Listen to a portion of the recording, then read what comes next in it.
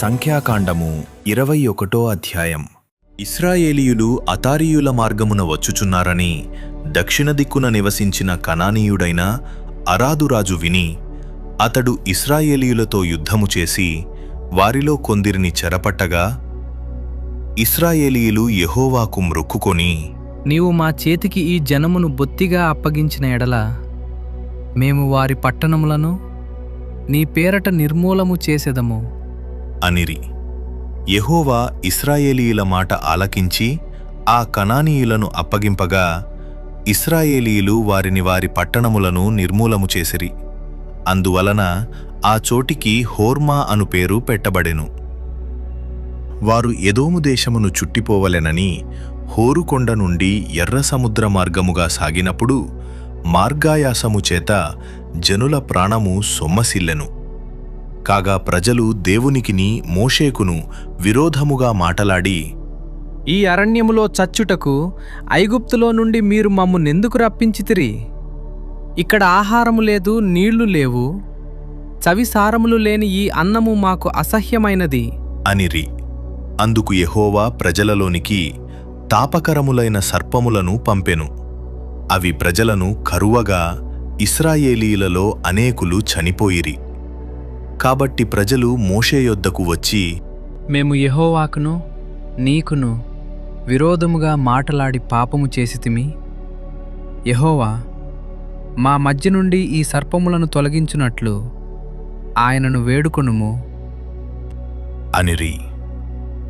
మోషే ప్రజల కొరకు ప్రార్థన చేయగా యెహోవా, నీవు తాపకరమైన సర్పము వంటి ప్రతిమను చేయించి స్తంభము మీద పెట్టుము.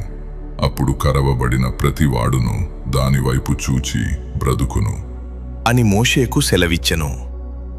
కాబట్టి మోషే ఇత్తడి సర్పమొకటి చేయించి స్తంభము మీద దానిని పెట్టెను. అప్పుడు సర్పపు కాటు తినిన ప్రతివాడు ఆ ఇత్తడి సర్పమును నిదానించి చూచినందున బ్రతికెను. తరువాత ఇశ్రాయేలీయులు సాగి ఓబోతులో దిగిరి. ఓబోతులో నుండి వారు సాగి సూర్యోదయ దిక్కున అనగా మోయాబు ఎదుట అరణ్యమందలి ఈయే అబారీము నొద్ద దిగిరి. అక్కడ నుండి వారు సాగి జెరెదు లోయలో దిగిరి. అక్కడ నుండి వారు సాగి అమోరీయుల పులిమేరల నుండి వచ్చి ప్రవహించి అరణ్యమందు సంచరించు అర్నోను అద్దర్ని దిగిరి. అర్నోను మోయాబీయులకును అమోరీయులకును మధ్య నుండు మోయాబు సరిహద్దు. కాబట్టి యెహోవా సుడిగాలి చేతనైనట్టు వాహేబును అర్నోనులో పడు ఏరులను 6 దేశ నివాస స్థలమునకు తిరిగి మోయాబు ప్రాంతములకు సమీపముగా ప్రవహించు ఏరుల మడుగులను పట్టుకొనెనను మాట యెహోవా యుద్ధముల గ్రంథములో వ్రాయబడియున్నది. అక్కడ నుండి వారు బేరుకు వెళ్ళిరి. యెహోవా జనులను పోగుచేయుము, నేను వారికి నీళ్లనిచ్చెదనని మోషేతో చెప్పిన బావి అది. అప్పుడు ఇశ్రాయేలీయులు ఈ పాట పాడిరి. బావి ఉబుకుము దాని కీర్తించుడి, బావి ఏలికలు దాని త్రవ్విరి, తమ అధికార దండముల చేతను కర్రల చేతను జనుల అధికారులు దాని త్రవ్విరి. వారు అరణ్యము నుండి మత్తానుకును, మత్తాను నుండి నహలీయేలుకును, నహలీయేలు నుండి బామోతుకును, మోయాబు దేశమందలి లోయలోనున్న బామోతు నుండి ఎడారికి ఎదురుగానున్న పిస్గా కొండకు వచ్చిరి.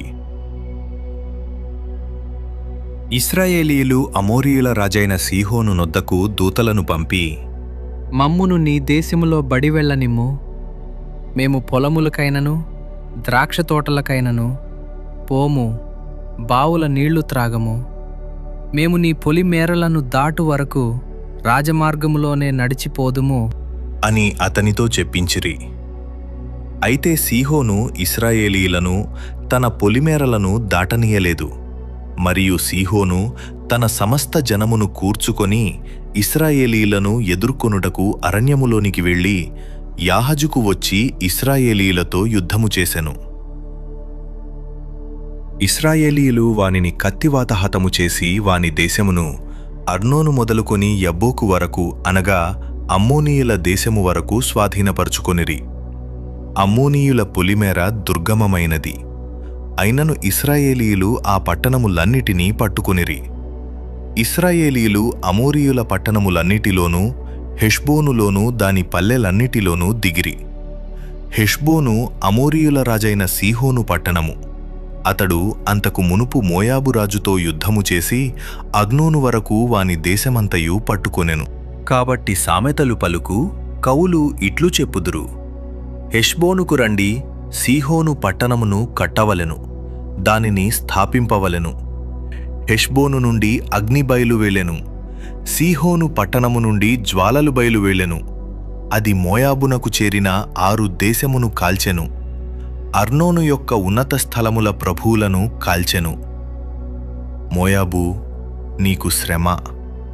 కేమోషు జనులారా, మీరు నశించితిరి. తప్పించుకొనిన తన కుమారులను తన కుమార్తెలను అతడు అమోరీయుల రాజైన సీహోనుకు చెరగా ఇచ్చెను. వాటిమీద గురిపెట్టి కొట్టితిమి. దీబోను వరకు హెష్బోను నశించెను, నోఫహు వరకు దాని పాడు చేసితిమి, అగ్ని వలన మేదెబా వరకు పాడు చేసితిమి. అట్లు ఇశ్రాయేలీయులు అమోరీయుల దేశములో దిగిరి.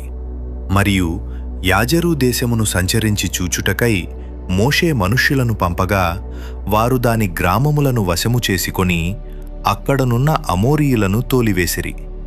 వారు తిరిగి బాషాను మార్గముగా వెళ్ళినప్పుడు బాషాను రాజైన ఓగును అతని సమస్త జనమును ఎద్రెయిలో యుద్ధము చేయుటకు వారిని ఎదుర్కొన బయలుదేరగా యెహోవా మోషేతో నిట్లనెను: అతనికి భయపడకుము.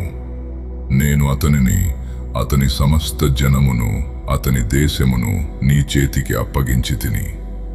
నీవు హెష్బోనులో నివసించిన అమోరీయుల రాజైన సీహోనుకు చేసినట్లు ఇతనికి చెయ్యుదువు.